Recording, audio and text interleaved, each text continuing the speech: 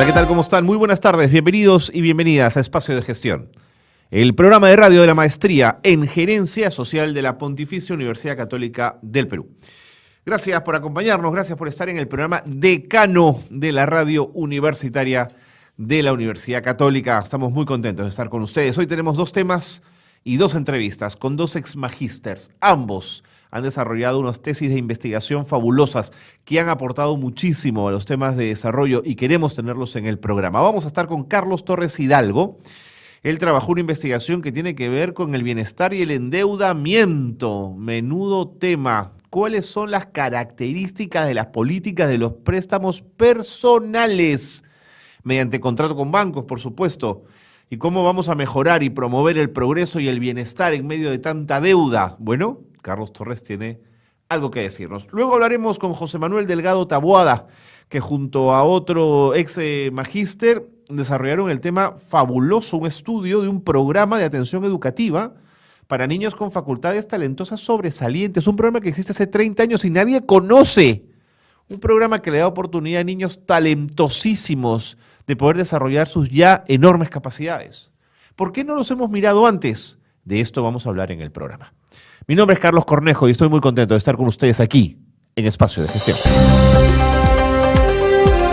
Bien, tal como lo habíamos anunciado al inicio del programa, siempre es un objetivo nuestro la posibilidad de poder conversar con magísters de la maestría en gerencia social, con personas, con profesionales que estudiaron la maestría y que para graduarse en ella, para obtener el título de magíster, el grado de magíster para ser más preciso, hicieron una investigación y esas investigaciones nos las vienen a contar aquí a Espacio de Gestión. Es el caso de Carlos Torres Hidalgo. Él es magíster en gerencia social, su tema fue bienestar y endeudamiento, características de la política de préstamos personales mediante contrato con los bancos, pero además no solamente se quedó en una aproximación, sino que planteó propuestas para mejorar justamente el progreso y el bienestar de las personas a partir de un vínculo con el sector bancario. Don Carlos, bienvenido. ¿Cómo estás, Carlos? Un gusto tenerlo aquí. También. Gracias por acompañarnos. Es un placer. ¿En su formación es economista, don Carlos? No, yo soy psicólogo. ¿Psicólogo? Sí, pero especializado en la parte organizacional. Ajá. Y bueno, todo el tiempo he trabajado, digamos, en el ámbito empresarial. Ok, siendo psicólogo y siendo organizacional, ¿por qué lo llamó más la atención una maestría en gerencia social que una de pronto en Centrum o en otro instituto de la Universidad Católica? Sí, bueno, el tema es que durante los 40 años, digamos, que transcurrieron hasta el año 2010 aproximadamente, se gastó mucho dinero en los temas de pobreza. Ajá. Muchas ONGs que se han dedicado, digamos, a programas asistencialistas y que no resolvieron el problema de la pobreza. Entonces yo estuve dedicado a la consultoría unos 25 años en mi empresa. Y entonces tenía curiosidad de cuáles son las características que tiene, digamos, estas organizaciones y por qué no se habría resuelto el problema de la pobreza después de tanto gasto, ¿no? Y entonces pues, eso fue lo que me motivó a ir a la maestría en gerencia social, porque ya teníamos este principio que decía que el tema de la pobreza pasa por la deficiente gerencia de los recursos económicos, ¿no? ¿Era usted, digamos, crítico en general con las organizaciones no gubernamentales o con la forma como éstas habían invertido en desarrollo? No, era curioso. Era una curiosidad. Es la curiosidad realmente que me llevó. Yo, en gerencia privada, usted sabe, buscamos eficiencia, buscamos eficacia, vamos a lograr resultados. Ajá. Y entonces, si usted no logra un resultado, pues simplemente o su empresa quiebra. Absolutamente. Y eso es lo que me llamó la atención. Yo tenía curiosidad, ¿qué estaban haciendo las organizaciones sociales en general, o las que se dedicaban a los programas y proyectos sociales, por el cual no estaban resolviendo estos problemas? Y esa fue la curiosidad. Realmente no era una posición crítica. Entiendo. Era mucha curiosidad por saber cómo se trabajaba lo que se llamaba el tercer sector, ¿no? Entiendo. Ahora, en el propio desarrollo de los estudios de maestría seguramente convivió usted con muchas personas que venían de sociedad civil. Así, y era un tema de mutuo aprendizaje, ¿verdad? Mira, Yo claro. aprendía mucho de ellos respecto a lo que son los programas y proyectos sociales. Ajá. Y bueno, yo también aportaba a lo que era la gerencia privada. Claro. Y entonces esto fue, digamos, un mutuo intercambio que me enriqueció Fue muy bastante nutritivo, digamos. y que realmente me llevó a comprender lo que pasaba. Ok. Lo que pasa es que la gerencia social es mucho más compleja que la gerencia privada. Cuénteme. En la gerencia privada usted tiene un mercado y tiene unos procesos muy claros para llevar los resultados. En la gerencia social usted tiene que integrar, lo llaman articular, Ok. coordinar, digamos, con instituciones públicas, Por ejemplo. con los beneficiarios de un proyecto, con los usuarios, con los ciudadanos, con la sociedad civil, con los gobiernos locales o con los gobiernos regionales o con el gobierno central. Entonces, dentro del gobierno central con diferentes sectores, con las diferentes OPDs. Y entonces, un proceso que en la gerencia privada significa prácticamente un proceso lineal, en el caso de la gerencia social se convierte en un proceso, podríamos decir, muy complejo, global, integrado, que integra al sector público, a la sociedad civil propiamente dicho, a los gobiernos locales, a los productores Por supuesto. y a los pobres, por supuesto, ¿verdad? Ahora, el tema de la pobreza también es otro tema que tenía mucha curiosidad. Entiendo. ¿Desde dónde podemos enfocar la pobreza? ¿Cómo lo consideramos la pobreza? ¿No? Entonces, podemos hablar de que hay una pobreza mental, no en términos de falta de inteligencia. No, de acuerdo, lo entiendo ¿no? perfectamente. Don Carlos, ¿diría usted entonces que ser un gerente social es más complejo que un gerente en el sector privado o son cosas diferentes? Son cosas diferentes también, pero vamos a hablar así. Los procesos gerenciales son los mismos. Ok, de acuerdo. Que si la caja, que si el flujo de caja, que si el activo, pasivo, eso es lo mismo. Eso es lo mismo. Ok. ¿Qué cambia entonces? Lo que cambia es la complejidad. Ok. Es de eso del que le hablaba. Vamos a decir, yo mi proceso lo planifico, lo organizo, lo dirijo, lo controlo. Pero es mi proceso en la gerencia privada.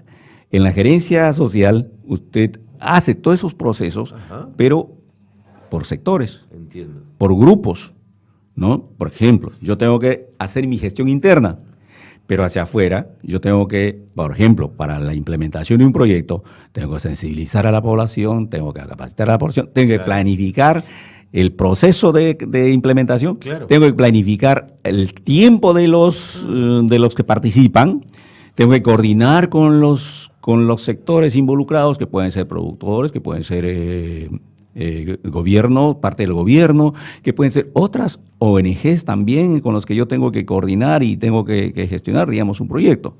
Entonces, eso es lo que hace la complejidad, digamos, de la gerencia social, Entiendo. que tienes que gerenciar varios sectores en simultáneo y de manera integrada, de tal manera que todo pueda fluir hacia el propósito. De acuerdo. ¿no? Entonces, ese es el tema. ¿Y usted tenía claro desde el comienzo que su investigación, que su interés tenía que ver con banca o la fue encontrando un poco en el camino? La fui encontrando en el camino. Le cuento la historia, Por porque favor. como venía yo del sector privado, pues no tenía experiencia en proyectos sociales. Y yo tuve un paso por una institución pública que estamos hablando de salud concretamente. Que tiene enormes complejidades. Tiene su complejidad, estamos hablando de una población de 40.000 trabajadores en ese tiempo, estamos hablando del año 2006, 35.000 trabajadores, y realmente podía representar la realidad del Perú, porque está distribuido en todas las regiones, en todos los distritos, Seguro. ¿verdad? En puestos de salud, en caseríos, etcétera. Y entonces me encontré con un problema de un reporte en el cual, digamos, encontré que más o menos el 16% de la fuerza laboral estaba sobreendeudada. ¿no? Entonces, sobreendeudada. Entonces para mí en ese momento era un tema de gestión. Pero cuando empecé la maestría, estamos hablando del 2008, Ajá. yo no tenía, los cursos me exigían trabajo sobre proyectos sociales. Y fue entonces en el curso de diseño y gestión de proyectos, ¿no? que había que hacer un trabajo final. Y entonces ahí fue en el curso de investigación en gerencia social, justamente para mi tesis. Ajá. En el primer curso mi problema era cómo identifico qué tema voy a estudiar. Claro. Si yo no trabajaba en un proyecto, Claro. no trabajaba en el sector público, no tenía tema. Y así fue que de pronto en el curso de gestión de proyectos me encuentro con que tenía que desarrollar un proyecto. Y me vino la idea de, oye, el tema del endeudamiento de los trabajadores podría ser un problema de investigación. Pues se remitió usted a la época de salud, imagínate. Así es. ¿Ya? Y entonces me dijeron, claro. Y entonces empecé a desarrollar un proyecto que se llamaba Desarrollo de Capacidades para el Endeudamiento Productivo. Ok. O sea, me interesó más el tema, oye, no tanto el tema del sobreendeudamiento inicial, Ajá. sino que ya tenía el problema, sino cómo hacer que el endeudamiento sea productivo, es decir, que las personas se endeuden, pero para obtener una renta. Entiendo. ¿No? Y es así como fue que desarrollé, digamos, en ese curso un proyecto de la creación de centros de asistencia técnica para la economía familiar, ¿no? Entonces, eso fue el paso inicial y a partir del cual empecé a desarrollar realmente mi plan de tesis. Luego, integré el tema del mercadeo social Ya. para ver la solución del problema e integré el tema de la ética. En el curso de ética desarrollé también el mismo tema, pero desde la perspectiva de la ética gerencial. Ok. Entonces eso, integré tres trabajos, proyectos, mercadeo social y ética, para poder desarrollar, digamos, buena esta idea. tesis, ¿no? Bueno. Realmente, cuando reviso ahora de nuevo la tesis, disculpe que pueda parecer falsa, No, seguro que no. pero lo hemos trabajado bien. Tuve Y una hemos dado en el compañera, clavo, digamos. una Trabajó con compañera, una compañera. que también hizo su contribución. Y a esa así tesis. venía del mundo de... Ella sí venía de la parte social, Ok. ¿no? Y trabajaba la parte estadística. Ahora ¿no? tenía la mezcla perfecta, digamos, ¿no? Bueno, sí, eso fue lo que nos ayudó también a Seguro, ver seguro. el tema con mayor claridad. De acuerdo. Me tengo que ir a la pausa. Ya. Es una pausa breve, pero quiero dejar ya el tema de su investigación planteado. Ok. ¿Cuál fue la hipótesis principal de trabajo? ¿De dónde partieron? Ok.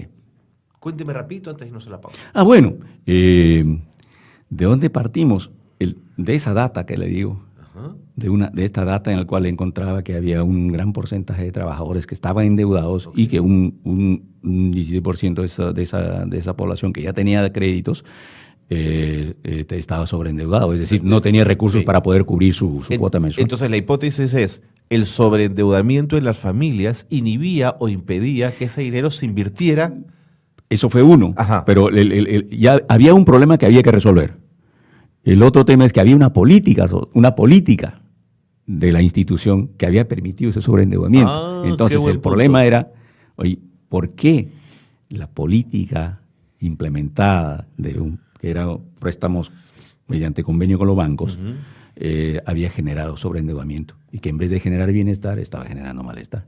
Ese fue el punto de partida, ¿no? Interesante. ¿Por qué una política que se creó con una finalidad de facilitar el acceso a la modernidad, vamos a hablarlo así, si es que hablamos de aspectos de modernidad, cuando hablamos de que las personas quieren adquirir bienes y servicios, porque por ahí partió. Por supuesto, por supuesto. Entonces, sin embargo, en vez de resolver un problema, más bien Lo complicaron. y le generaron. Volvamos con ello, don Carlos, en un instante. Vámonos a la Ok. pausa y seguimos conversando con nuestro invitado aquí en Espacio de Gestión. Quédense con nosotros.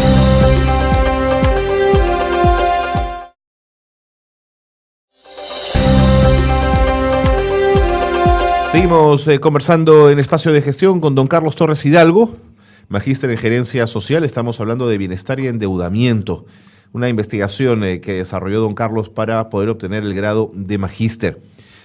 Don Carlos, ¿qué cosa es un sobreendeudamiento? ¿Cuándo una familia está sobreendeudada? Una familia está sobreendeudada cuando sus ingresos no le resultan suficientes para poder cubrir sus compromisos, los compromisos adquiridos con un tercero. Hablemos de una entidad financiera, una caja, o inclusive pues en el sistema informal que hay ahora. Seguro. No, que Al inclusive muchos. puede costarle hasta la vida, ¿verdad? Por supuesto. Ahora, según los ingresos familiares, ¿cuánto debería endeudarse uno? ¿Qué porcentaje de los ingresos deben quedar para deuda? Hasta el año 2010 aproximadamente, la SBS recomendaba que la tasa no debería superar el 30% del ingreso neto. O sea, si yo gano 100 soles netos, Sí. Solo gasta 30 en deudas. En deudas, ¿no? Sin embargo, eso es válido, digamos, para las personas que tienen pues un ingreso que no sea el mínimo. Okay, porque el 30% del ingreso mínimo, de pues 900 son 300 soles, que es muchísimo. Es muchísimo para una persona Por supuesto. que tiene ese nivel de ingreso. Entonces, 30% es demasiado para una persona, vamos a llamarlo de un nivel E, para no hablar de pobreza. Y entonces eso es lo que desde un comienzo ya la norma te estaba generando un sobreendeudamiento. De acuerdo. ¿Y por qué las instituciones financieras rompen esta política de ser muy cuidadosas con quien prestan y abren un poco el caño? Bueno, ahí viene el tema de la gerencia social. ¿Qué pasó en la institución? O sea, para que una política sea eficiente, sea buena o sea de calidad, esta debe establecer objetivos muy claros, normas, lineamientos claros, recursos para su implementación, regulaciones que le permitan ver si realmente está logrando sus objetivos, ¿no? o está yendo en un camino equivocado. Pues estos aspectos de la política no se han tenido en cuenta o no se tienen en cuenta. ¿Qué pasó en la institución? ¿Por qué se generó el sobreendeudamiento? Porque ahora es interesante también ver cómo se generó esto. Entonces, el tema es que estamos hablando de cuándo se constituye inicia esta política. Se inicia en el año 2002. 2002, para paliar todo el tema del shock, ¿no? Del shock económico. Y los bancos tenían excedente de recursos. Los stocks de las casas de electrodomésticos en general estaban también estoqueados y ellos necesitaban vender. Había que colocar esos productos, pero la gente no tenía capacidad de pago. O sea, no había cómo sacarle recursos, digamos, a la gente. Claro. Entonces se creó este mecanismo de que las instituciones podían hacer convenios con los bancos. Los bancos le pagaban al comerciante, vamos a decir, al distribuidor, y el banco se cobraba directamente la planilla, porque ese fue el tema. Sí, claro. El tema es que se endeudaron, había un convenio por el cual, digamos, la institución descontaba de la planilla única de pagos al trabajador según el convenio que había elaborado el banco. Perdóneme que le haga una acotación. Cuando usted habla de institución, ¿se refiere a una en particular o en general a todas? Todas las instituciones del sector público hacen, o la mayoría han hecho este tipo de convenios. Era para precisarlo nada más, por favor, sí, continúe. Entonces, y en este caso, digamos, hecho el convenio, la institución solamente tiene que certificar que el trabajador no está endeudado hasta el 30%. Y luego el trabajador pasa a ser tratado como un cliente común y corriente por el banco, sujeto a las reglas del banco. Y ese fue el tema. Entonces, ¿qué pasó? Que al no implementarse con los sistemas de control adecuado, un trabajador podría pedir préstamo en 3 instituciones en simultáneo. Toma. Entonces, podría tener pues 40, 60% de endeudamiento. Problemas de implementación. Ese es un tema de gerencia social. Es decir, oye, tenemos que ver cómo monitoreamos, digamos, el endeudamiento. Y por otra parte también, los descuentos se hacían por la planilla, pero esa información de los descuentos que se estaban haciendo el trabajador no pasaban, digamos, al ente administrador de la política. Y entonces el ente administrador podía seguir autorizando préstamos en la seguridad que no estaba superando el 30%, pero ya en la planilla tenía pues un 30, 40, 45%, digamos, comprometido, ¿no? Y para el trabajador tener este descuento por planilla, ¿es una ventaja o es una trampa? Bueno, en los términos del convenio era un riesgo alto porque se había establecido que el trabajador, se le descontaba por la planilla, pero que en caso que el trabajador fuera despedido, por ejemplo, así es, podría tomarse los beneficios sociales, o sea, hacerse pago, el banco tendría que hacerse el pago por planilla. Ahora, ¿por qué se produce el sobreendeudamiento? Porque también en la política se establecía el tema de la prelación de los bancos. Okay. O sea, el banco que había otorgado el primer préstamo tenía prelación sobre el segundo para hacer el préstamo. Entonces, si un trabajador tenía 3 préstamos, podía estar sobreendeudado con el tercero. Si es porque cuando el dinero el descuento no le alcanzaba, digamos, para el otro. Okay. Pero me sigue llamando la atención que los bancos entraran en esta ruleta, porque al final lo que generan es tener una deuda muy pesada de la cual no pueden salir. Así es. Bueno, pero el tema es que al tener al tener la planilla, claro, están asegurados que le van a pagar. Y además, si el trabajador se va, pues también le van a porque seguramente además el préstamo tiene que ver con tus ingresos y con lo que tienes de beneficios sociales para garantizar la deuda. Sí, fundamentalmente era la remuneración, pero claro, la garantía final era los beneficios sociales. Entiendo. Así es. Ahora, ¿es una trampa? En realidad, yo diría que bien llevada. Ajá. Es decir, bajo patrones que llamamos empoderamiento, es decir, cuando la persona sabe lo que es un endeudamiento informado, debería ser un facilitador, claro, una forma de administrar su economía. Eso pensaba mientras lo escuchaba. Sectores liberales dirán, oye, pero ya estamos grandecitos para saber manejar nuestro dinero, digamos, ¿no? Sí. Pero quizás no siempre es así. Hay necesidades que te obligan un poco a endeudarte. Sí, pero por eso las políticas deben ser sanas, deben ser de calidad y establecer mecanismos claros para evitar este sobreendeudamiento, ¿no? La SBS va permanentemente monitoreando, digamos, este tema y va formulando recomendaciones sobre el tema. Actualmente, digamos, por ejemplo, no se recomienda que supere pues el 30% e inclusive se recomienda que el máximo pueda ser de 20%, que baje al 20%. Suena alto, es alto para los sectores de menor ingreso, sí, señor, ¿no? De pronto para los sectores altos, pues podría ser hasta más, porque en realidad tienen capacidad de pago. De acuerdo. ¿No? Pero un sector de menor ingreso le resulta muy significativo. ¿Y la institución estatal, en beneficio de su trabajador, podía negociar tasas de los préstamos con esos bancos? Bueno, ese es el tema de también.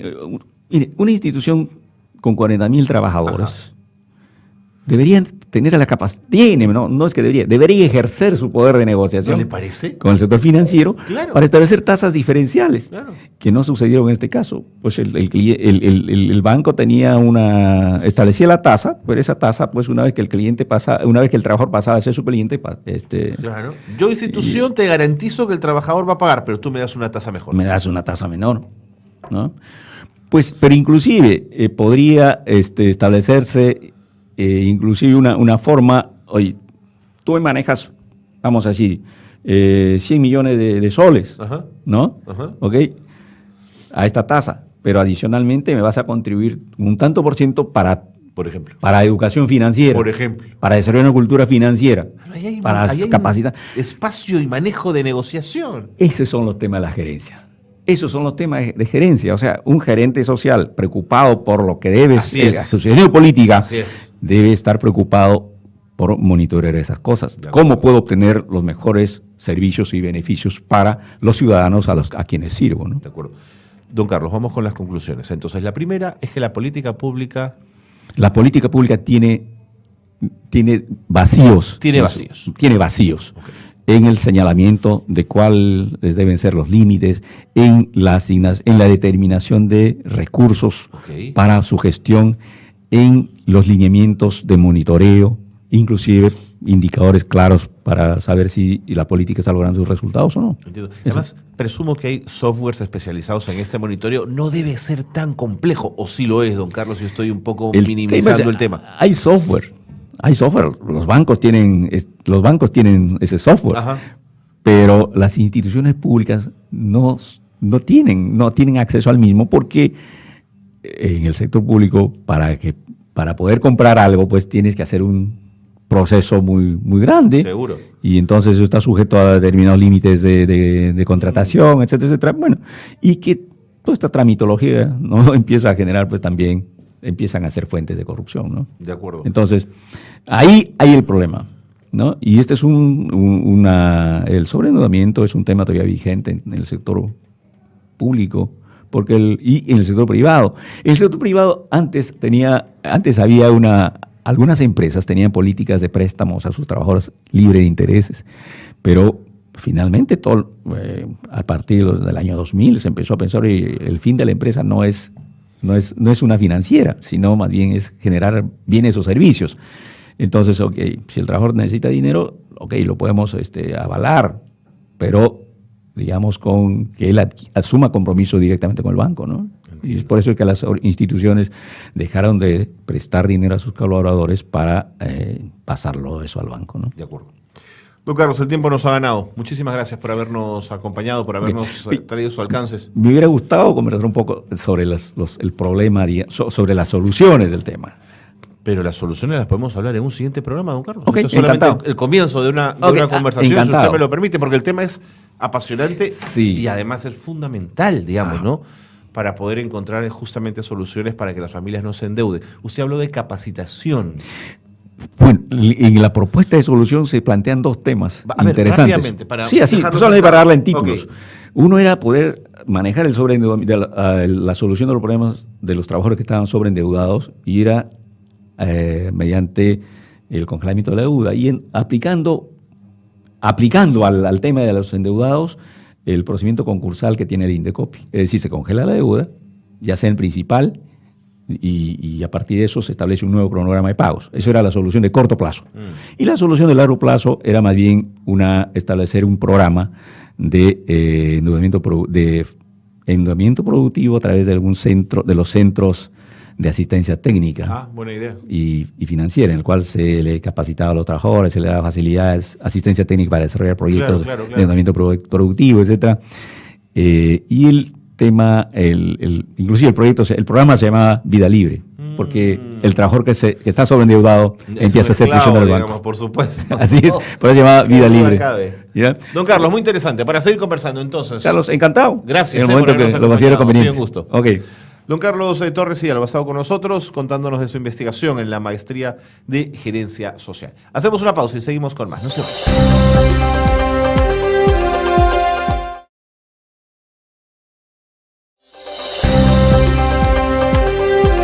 Bien, continuamos en Espacio de Gestión, el programa de radio de la Maestría en Gerencia Social de la Pontificia Universidad Católica del Perú. En este encuentro que tenemos en este programa con exalumnos de la maestría. Hoy magísters, digamos, que desarrollaron su tesis de investigación y son esa la causa de que estén con nosotros. Sus aportes, su mirada al desarrollo, qué cosa hicieron para obtener el grado de magíster. Y hay un estudio que nos ha interesado muchísimo, que es un estudio de caso del Programa de Atención Educativa para Niños con Facultades Talentosas Sobresalientes. Siempre la mirada, digamos, en educación ha ido a los niños que necesitan mucha ayuda en su educación. Pero hay otro grupo de chicos, probablemente menos visible, talentosísimos, que también necesitan de ciertos estímulos, capacidades y situaciones que les permitan seguir creciendo. Bueno, José Manuel Delgado Taboada y Luis Ernesto Tapia Meléndez hicieron una investigación sobre este tema. Luis Ernesto no ha podido estar con nosotros, pero sí José Manuel Delgado. Yo quiero agradecerle muchísimo que nos acompañe. José Manuel, bienvenido. Muchísimas gracias, Carlitos. Gracias por estar con nosotros. Un gusto tenerte en el programa. El gusto es mío. Muchas gracias. Primero cuéntame por qué quisiste ser magíster en gerencia social. ¿Qué tenía de interesante la maestría?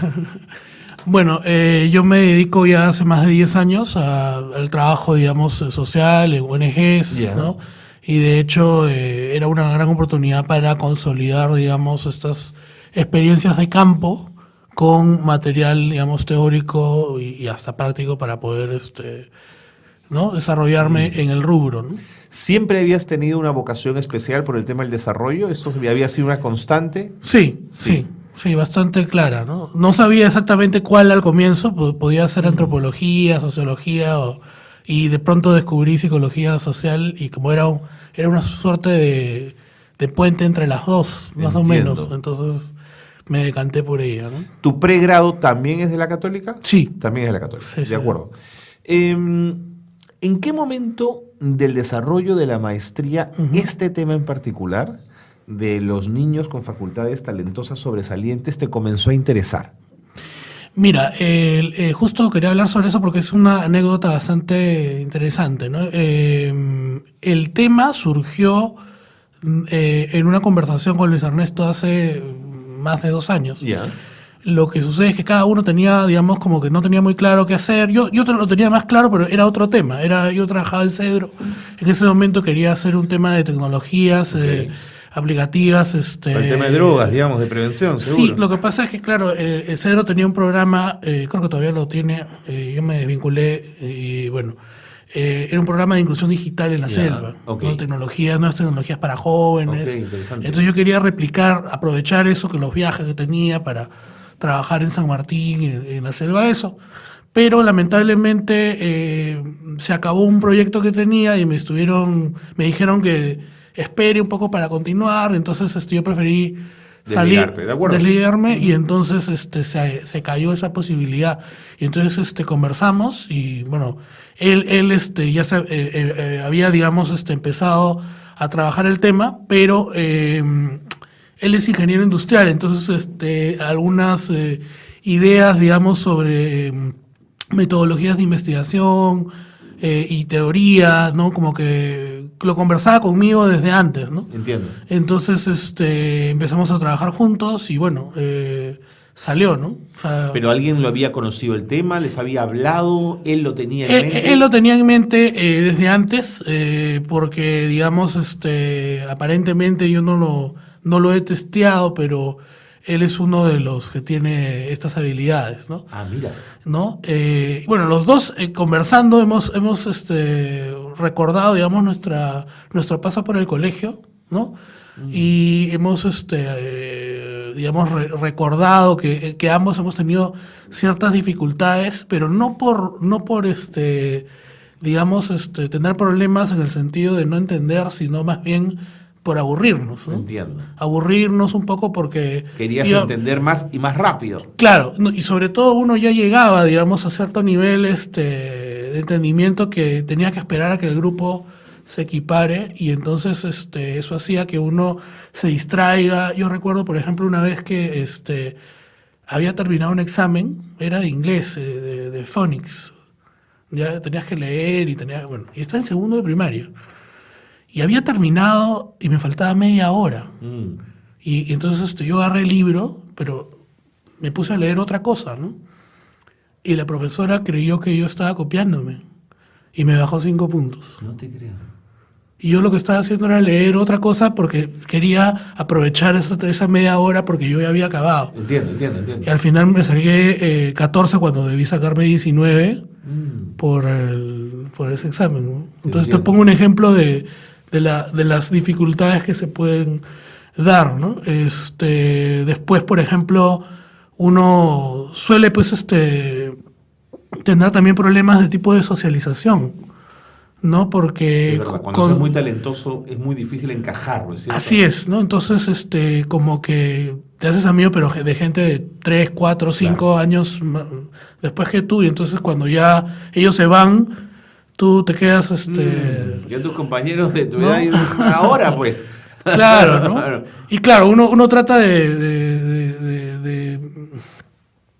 juntarse un poco, pero por una cuestión más de finalmente no quedarse solo, ¿no? Okay. Porque no tanto de compartir, ¿no? Eso es un tema de que es difícil, ¿no? Sin un acompañamiento. El programa justamente nos da... o les da, digamos, a los chicos. El PAENFETS tiene un nombre difícil, ¿no? Sí, ese es un programa. Programa de atención educativa para niños con facultades talentosas sobresalientes. Okay. Este programa tiene la particularidad de que les da un refuerzo en sociabilidad, ¿no? Que les permite primero autoidentificarse como personas con características diferentes y luego les da una serie de competencias para que puedan adaptarse en el mundo que no es el suyo. Es como decirte, por ejemplo, los zurdos tienen una de cada 10 sillas, ¿no? Entonces tienen que adaptarse, el mundo no es suyo, claro. En un cierto sentido, ¿no? En ese mismo sentido ellos tienen que adaptarse y lamentablemente el problema del Estado es que se esfuerza, como tú lo decías, en temas de, o sea, te pongo un ejemplo, ¿no? El 100% de los recursos del sistema de educación especial se va pues para la gente con discapacidad y el 0% para los chicos, claro, ¿no? Claro. Sí. Eso es tal cual, ¿no? O sea, de hecho, el único programa que existe es para chicos, para niños, ¿no? Porque tenemos los COARS, tenemos el Colegio Presidente de la República, pero es para dos cosas. Es para mayores de edad, perdón, es para adolescentes, ¿no? O sea, secundaria. Y en segundo lugar, es solo mide el rendimiento superior. Y una de las características de los chicos especialmente dotados en educación básica regular es que no tienen buenas notas. Pero ¿cómo? Caso de gente brillante que no brilló en el colegio. Pero digamos, por supuesto, que casi todos los casos de los genios son Einstein, Thomas Alva Edison, ¿no? Han tenido problemas, además los profesores los consideraban... Claro, inservibles casi. Claro. Te entiendo. Ahora, es muy interesante lo que planteas, porque en el caso de la discapacidad o de las personas con discapacidad, tienes un gran diseño de políticas públicas. Así es. ¿No es cierto?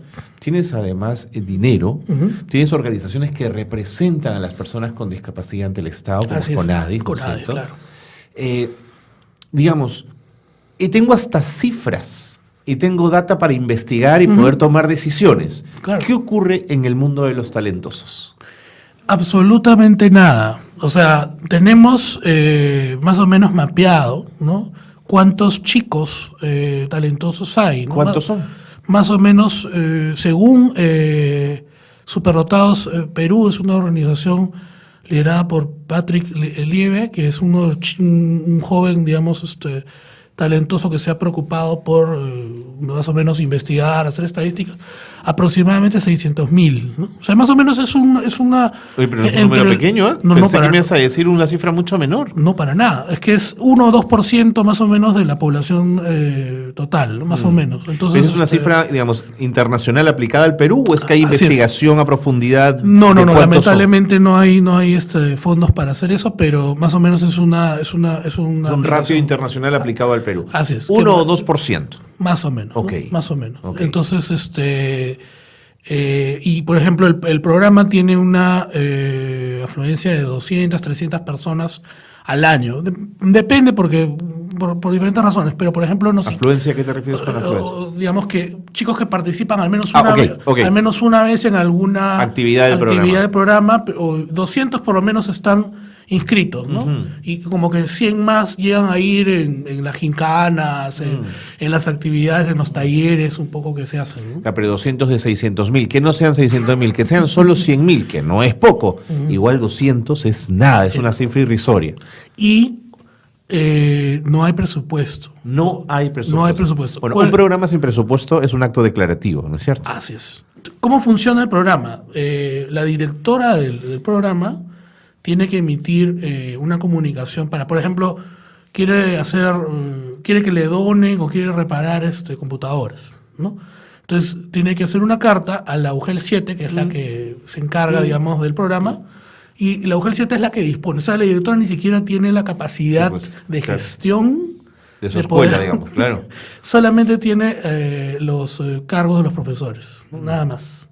Todo lo demás es donaciones, es peticiones a la UGEL 7 y es también autoelaborativo, ¿no? O sea, los propios padres de familia con las gincanas, las actividades profundos, como que ayudan a financiar el programa. Por eso es que queremos darlo a conocer y muchísimas gracias por invitarnos con este fin, ¿no? O sea, justamente queremos dar a conocer el programa porque, imagínate, tiene 30 años, nunca ha sido sistematizado porque no se ha tenido, digamos, los suficientes recursos para hacerlo. Tremendo, ¿no? Estamos tratando de hacerlo a través de la tesis y más adelante quizás algo más, ¿no?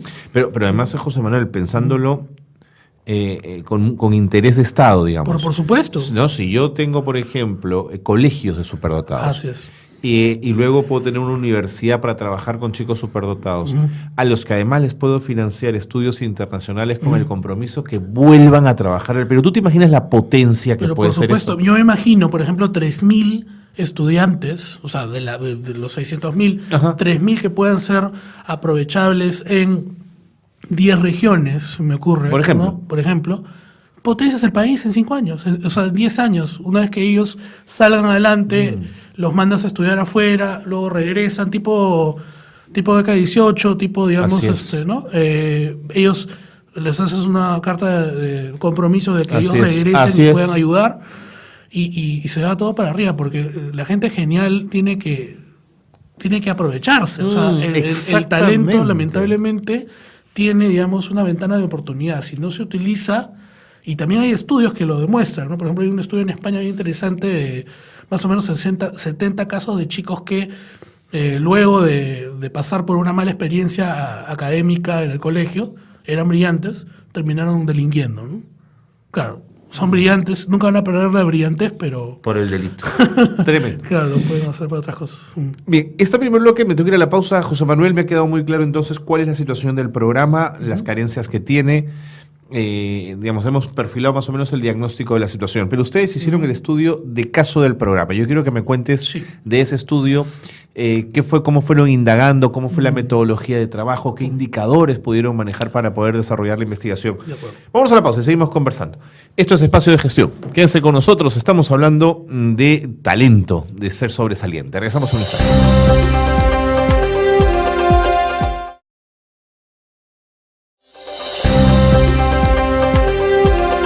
Seguimos con José Manuel Delgado Taboada. Él es magíster en gerencia social. Él junto a Luis Ernesto Tapia Meléndez hicieron un estudio de caso del programa de atención educativa para niños con facultades talentosas sobresalientes, el PAENFETS. Tiene un nombre terrible, pero ahí está.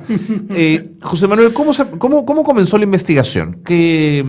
¿Hablaron con los responsables del programa? ¿Fue una investigación más cualitativa que cuantitativa? ¿Cómo lo hicieron? Sí, fue una investigación de corte cualitativo. Nosotros fuimos y primero conversamos con la directora, Carmen Zamora, ¿no?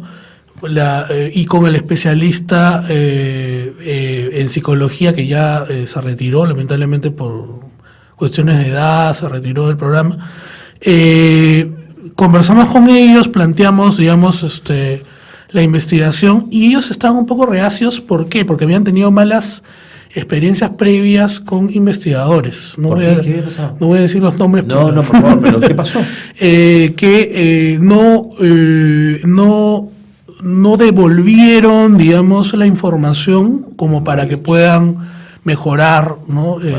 Uno abre las puertas de sus espacios para que la investigación fluya, pero quieres recibir los resultados, digamos. Claro. Eso no habían podido tener. No habían podido tener, ¿no? Entonces nosotros desde el comienzo hemos tratado de muy transparentemente brindarles la información, participar. Yo incluso participo de las actividades. Por ahí tengo una foto en el Facebook de un evento que tuvimos, que era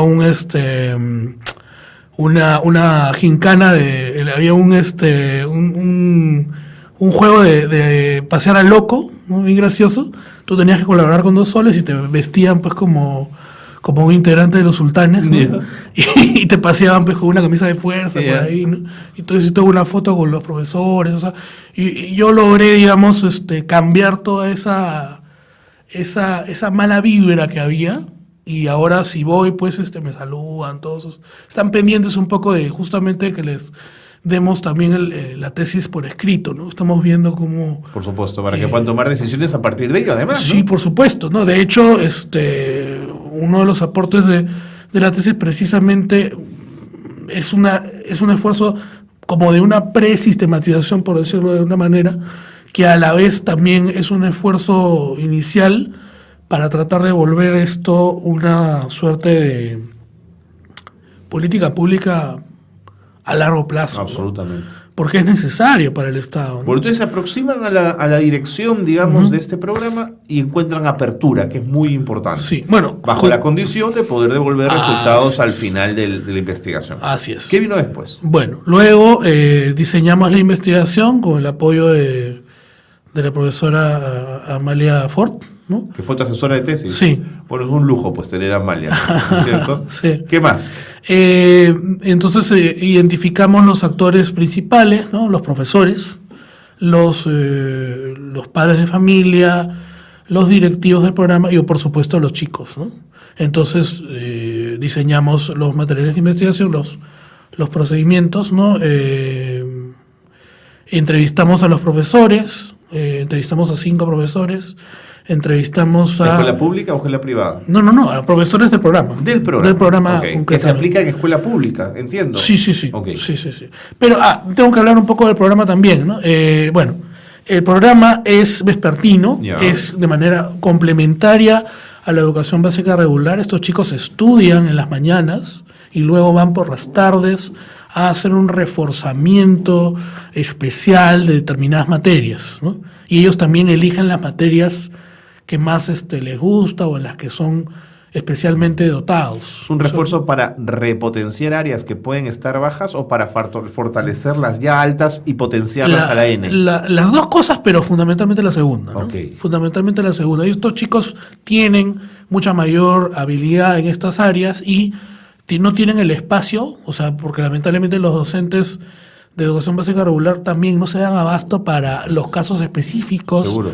En los que los Y chicos habría que necesitan. preguntar si saben manejarlos también, si están capacitados para ello, ¿no? Eso es una verdad. De hecho, no existe ninguna especialidad Así es. en el tema. Entonces, ¿cómo podemos generar demanda si no hay oferta, ¿no? Entiendo. Entonces, tenemos que generar toda una serie de mejoras en el rubro, digamos, para que digamos, las universidades puedan ofertar, digamos, estudios o Por especializaciones. supuesto. Para estos chicos en el tema. particular. Con ¿no? eso ya la cosa cambiaría. Podría cambiar.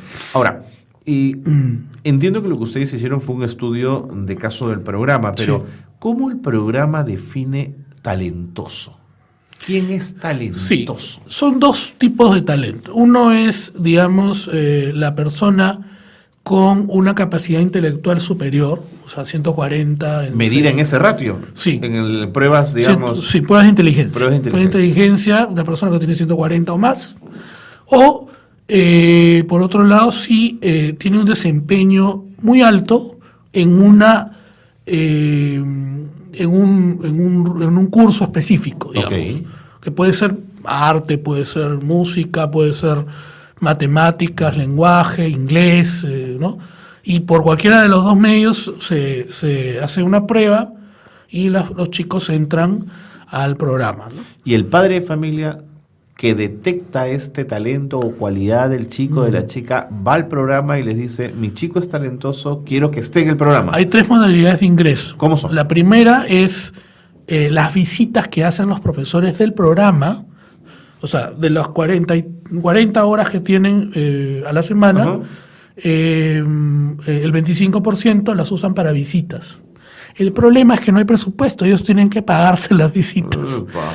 Y tienen que además pagarse los materiales para sacar las pruebas. Es una Digamos, pero cosa es impresionante. una visita, a ver, voy a ponerlo en un formato bien simplón, pero es como el cazatalentos que va a un partido de fútbol de chicos de 15 a ver si encuentra un Messi, digamos. ¿Esa es la lógica de ir a visitar escuelas? Más o menos. Van y primero se entrevistan con los directores, ¿no? Luego hacen pruebas en la medida de lo posible si es que los directores Lo permite. lo permiten, porque obviamente no tienen la capacidad, como no tienen gestión, Claro. tampoco tienen la posibilidad de... Tremendo. ¿No? Es una cosa bien interesante en ese sentido. Luego, si consiguen, digamos, hacer ni siquiera pruebas censales, sino por, digamos, por salones, por ejemplo, ¿no? Con los resultados de las pruebas, consiguen 1 o 2, o por referencias, ¿no? El director o el profesor tal dice, sí, este chico es brillante, ¿no? Le hacen la prueba para validar y lo recomiendan, ¿no? Y ahí hay otro bache que puede haber, ¿no? Si el padre de familia no está de acuerdo o no tiene los recursos para llevarlo por las tardes, tampoco puede... Pero hasta eso, José Manuel, tiene una debilidad, y es que si estamos Pero por diciendo que supuesto. los profesores, en la mayoría de los casos en los colegios, los chicos sobresalientes no son identificados como tales. Así es. Este profesor de pronto está dejando pasar a un chico que es extraordinario. ¿No es cierto? O sea, tendría que haber unas pruebas que permitan encontrar ese talento. Por ejemplo, una de nuestras recomendaciones es Ajá. que todos los docentes Ok. en educación básica regular deberían estar capacitados para detectar Epa. el talento superior, ¿no? Como conclusión, digamos. O sea, 300.000 docentes que tengan el ojo fino para Exacto. identificar esto, dices tú. claro. O sea, mejor dicho, tú sales como profesional en educación Ajá, básica regular ajá. con esta competencia. Ok. Así de simple. Ok. Porque si no, no se puede. Pues. Si no, tendrías que hacer que hayan pasantías de estos especiales, específicos, profesores que tengan que ir de acá para allá. No, mejor que todos tengan esa competencia, como en Finlandia. Pues. ¿No? Todos tienen esa competencia, simplemente si la persona avanza, si no... Una prueba nacional de IQ, de inteligencia. Sí, pero no es suficiente porque el IQ no es la única medida en este caso. Eso es interesante, ¿no? Entonces, es una variable. Es una variable muy importante, pero no es la única, ¿no? ¿Con qué la cruzas, José Manuel? Con varias cosas. Por ejemplo, el IQ solamente mide temas lógico-matemáticos, ¿no? Okay. Entonces no tendríamos que considerar, por ejemplo, ¿Qué pasa con la música? qué pasa con la música, con el arte, con otras competencias que también se tienen que enseñar en la escuela, ¿no? Entiendo. ¿No? El relacionamiento con los demás, ¿no? Ese tipo de cosas, ¿no? La verbalidad, la oralidad, que también tiene No. un componente. Me parece que lo que estás contando Ujú. es interesantísimo porque, digamos, desnuda una situación tremenda de abandono a estos chicos también, José Manuel. Pero por supuesto. Lo que pasa es que, esta lógica de, pero ¿por qué vamos a trabajar con los superdotados si ya tienen suerte? Así es, por favor. Es algo que viene de varios países, no solamente en nuestro país. Hemos estudiado, digamos.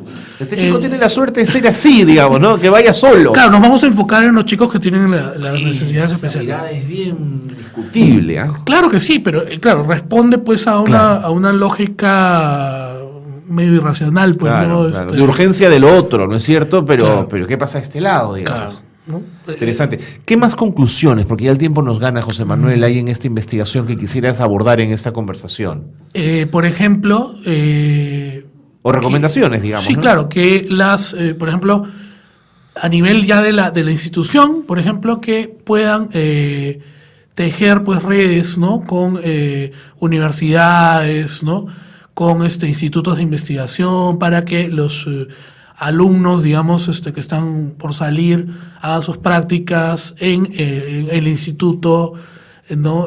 Digamos, sobre todo aquellos que les interese el tema de genialidad o de talento superior, para que puedan trabajar con estos chicos, ¿no? Porque justamente no hay, yo hablo ya a título de grupo, no tenemos, digamos, las suficientes herramientas, ¿no? Se trabaja con 200 personas porque no hay más profesores, o sea, el espacio tampoco lo permitiría, ¿no? ¿Y el profesor de un chico talentoso o sobresaliente tiene que ser talentoso y sobresaliente? Esa fue una de las variables que, digamos, según teoría vimos, pero en la práctica nos hemos dado cuenta que no es necesario, ¿no? ¿Por qué? Porque, digamos, el único que vimos que era un profesor que tenía efectivamente mejores resultados, digamos, con los chicos, pero igual los chicos en general, a todos los profesores los valoraban mucho por la experiencia vivida, por la posibilidad de, digamos, interactuar con otros. O sea, de repente el profesor desde lo afectivo me ha conquistado, ¿no es cierto? Claro. Sin que sea un extraordinario profesor de matemáticas, digamos. Así es. O sea, no es la única manera de llegar. O sea, no es que ellos se conecten, digamos, por un sexto sentido, digamos. Ahora, una lógica más cruda, digamos, ya para sacarles el máximo provecho a estos chicos, sí me llevaría a pensar en la necesidad de tener un cuerpo docente de esa calidad también. ¿O estoy exagerando, Juan Manuel? No necesariamente. José Manuel. ¿Por qué? Porque, digamos, hay toda una serie, por ejemplo, hemos validado una serie de características que debe tener el profesor del programa. Ya. Y entre ellas está justamente, ¿no? Son características que podemos tener cualquiera, ¿no? O sea, digamos, son empatía, digamos, templanza, no sé, digamos, paciencia, ¿no? Porque son chicos que preguntan y preguntan y repreguntan. Claro, ¿no? Eso pensaba, entonces, y y además además pasa son si el chico 12, quinto de 20, media le enmenda la plana al profesor? Un problema. En quinto de primaria. Ahí está, pues. Ya, de acuerdo, no me voy tan allá. Y ese profesor queda desarmado frente al alumno. Teníamos un chico de 8 años que tenía 180, creo. Entonces es hablar como con alguien pues, de 25 años en un cuerpo de 8, ¿no? Hace poco salió una película... Qué difícil educar a un chico así. Pero es que, claro, esto te educa a ti, pues te habla te habla de Nietzsche, de pronto se pone a hablar pues de política internacional, ¿no? O sea, y tiene 8 años y tú te quedas, pero, o sea, es como la película Un Don Excepcional, esta con el actor que hace de Capitán América. Sí, claro. Es exactamente el mismo tema, y, claro, hasta da risa pues ver el tema, pero es que esos son los casos, ¿no? O sea, esos son los casos y, a ver, maneja tú, entonces necesitamos una serie de medidas necesarias, para ya son canalizar necesarias, y ¿no? acompañar a esos muchachos y Claro, muchachas, ¿no? por supuesto. En 10 segundos, ¿el talento y el ser sobresaliente tiene rostro de hombre o rostro de mujer? Esa es una pregunta que de hecho también nos hicimos y fíjate que no, no, de hecho hay chicos y chicas en el Igual de programa. talentosos. Sí, yo diría que sí. Lo que pasa es que lamentablemente lo que normalmente se usa es el IQ y el IQ es una medida estandarizada que lamentablemente arrastra ciertos criterios, digamos, para decirlo en términos feministas, patriarcales, por decirlo de alguna manera. no te yo creo. te diría más, ¿Marca la diferencia? Sí. sí marca la diferencia, entonces pero también hay que... ¿Pero perjudicando el dato final de las chicas? Pero sí, No tal te cual. creo. Entonces tenemos que tener en cuenta eso para no dejarnos... Exactamente, no dejar a las chicas de lado, digamos. Claro, ¿no? Sí. No sabía ese dato, tremendo, ¿ah? Sí. Bueno, hay una serie de estudios que más o menos cuestionan, digamos, que solo se use el IQ para eso. Para eso, claro. Ya con otros cruces, ya la fórmula. Claro, lo mismo aplica da un pues mejor para la resultado. gente que viene de provincia, en función de la ciudad. Entiendo. Es una mirada más occidental de la inteligencia, ¿no? Ok. De pronto habría que replantear entonces las pruebas de inteligencia para América Latina y el Perú, de pronto, ¿no? Wow, sí. Qué Es reto. Otro reto más. Oye, José Manuel, ha sido un gusto conocerte, tenerte en el programa y que nos hayas traído esos alcances. Yo prometo, al menos desde el espacio periodístico, que vamos a mirar con atención este programa que primera vez que me aproximo a él y me dices que tiene 30 años. 30 años. Yo quería pedirte si te puedes Por favor. comprometer, por favor, a entrevistar a la directora del programa. Ajá. Quizás en el programa de Exitoso. Pues sería posible, sí, que yo es un programa de educación, lo voy a recomendar. Tal cual. Sí, yo te puedo hacer el contacto. Excelente, pues te lo agradezco, José Manuel, ya en interno ahí nos ponemos de acuerdo. Muchísimas gracias. No, gracias. Ha sido un gusto conocerte y enhorabuena por este programa y ojalá pueda tener dinero, fondos y crecer. Gracias por haber estado aquí. Muy bien, con esto le ponemos punto final al programa. Gracias por habernos acompañado, gracias por haber estado en Espacio de Gestión. Nos encontramos la próxima semana. Muy buenas tardes.